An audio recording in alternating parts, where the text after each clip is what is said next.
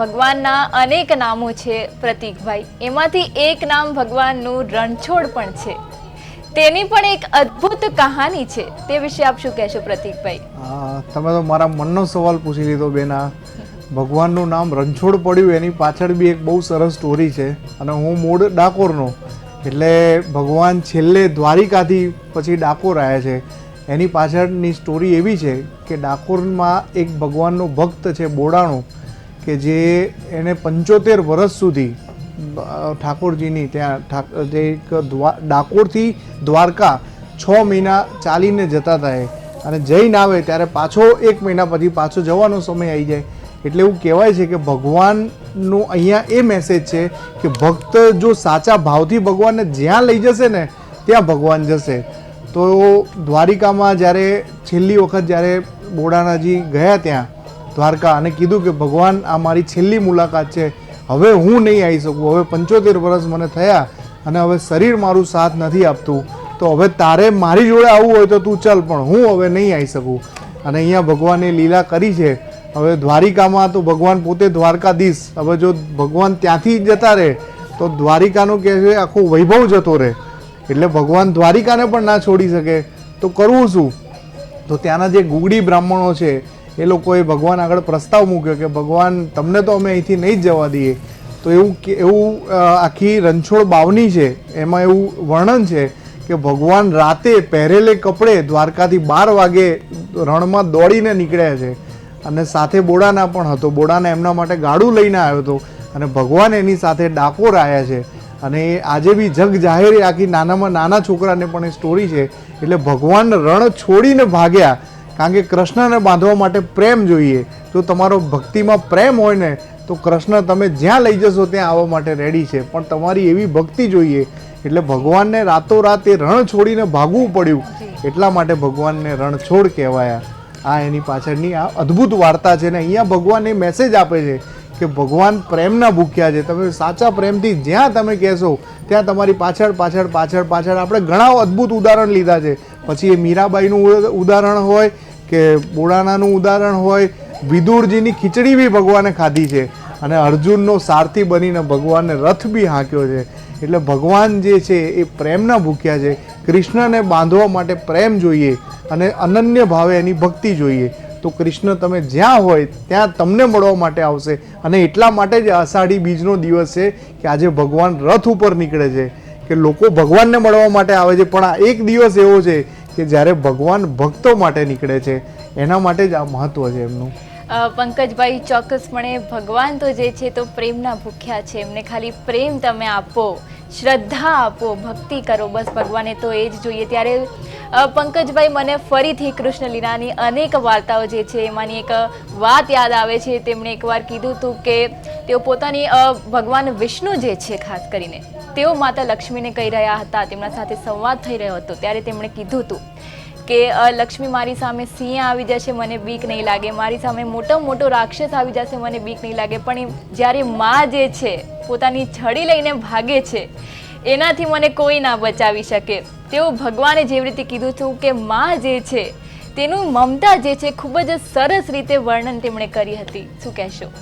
કૃષ્ણ લીલામાં બાળ સ્વરૂપ છે ને કૃષ્ણનું, એને કદાચ વર્ણન કરવા બેસી તો ઘણું બધું કહી શકાય. પણ એ કેટલું બધું મનોહર રૂપ હશે કૃષ્ણનું કે આજની તારીખમાં એ ખાલી આપણે વર્ણન કરીએ ને તોય આપણે એમ થઈ જાય કે કૃષ્ણ દેખાય, એની મોરપીંછ દેખાય, એનું નાની પગલીઓ દેખાય, એની કમળ જેવા નાના કોમળ પગ દેખાય. એ કૃષ્ણનું સ્વરૂપ જોવા માટે થઈ ખાલી મનુષ્ય નહીં, કેટલાય પશુઓય નહીં, પણ દેવી દેવતાઓ પણ એમ કહેવાય કે ગોકુળની આજુબાજુ આટા મારતા હતા.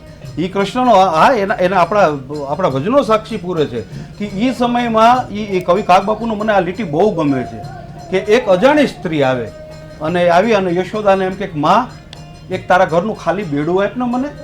કે કેમ? કે હું તારા માટે યમુનાજીનું પાણી ભરી આવું. ત્યારે એ યશોદાને ખબર નથી કે આ અજાણી સ્ત્રી કોણ છે.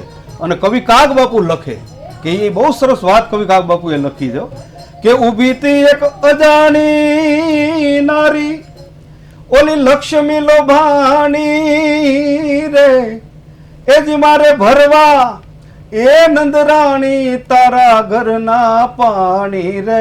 એ નંદરાણી તારા એ આંગણા રે. ભગવાન જ્યાં ઉઘાડા પગે ફરતા હતા ને, લક્ષ્મીજી એની એક ખાલી ઝાંખી કરવા માટે થઈ, એક કૃષ્ણ દર્શન કરવા માટે થઈ, એક લીલા જોવા માટે થઈ, અને સાક્ષાત લક્ષ્મીજી પણ એમ કહેવાય કે એ નંદરાણીના ઘરના પાણીડા ભરવા માટે જાય.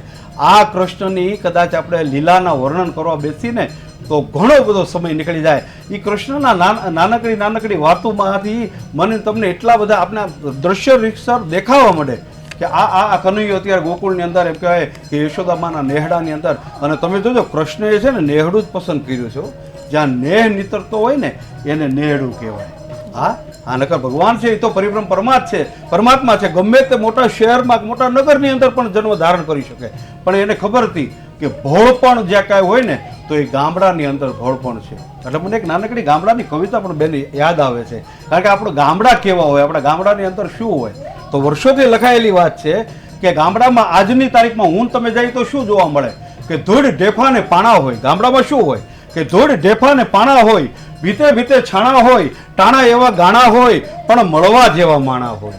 ઉકરડા ને ઓટા હોય, બળદિયાના જોટા હોય, પડકારા હાકોટા હોય, માણા મનના મોટા હોય, માથે દેશી નળિયા હોય, વીઘા એકના ફળિયા હોય, બધા હૈયા બળિયા હોય, કાયમ મોજે દરિયા હોય, ગાય ગોબરને ગારો હોય, આંગણ તુલસી ક્યારો હોય, ધરમ કાંટે ધારો હોય, વ્યવહાર સૌનો સારો હોય, સામૈયા ફૂલેકા હોય, તાલ એવા ઠેકા હોય, મોભને ભલે ટેકા હોય, પણ દિલના ડેકે ડેકા હોય, ડણકુને ડચકારા હોય, ભાગરડા ભણકારા હોય, પણ શહેર કરતા તો ગામડા મારા 17 દરજે હારા હોય.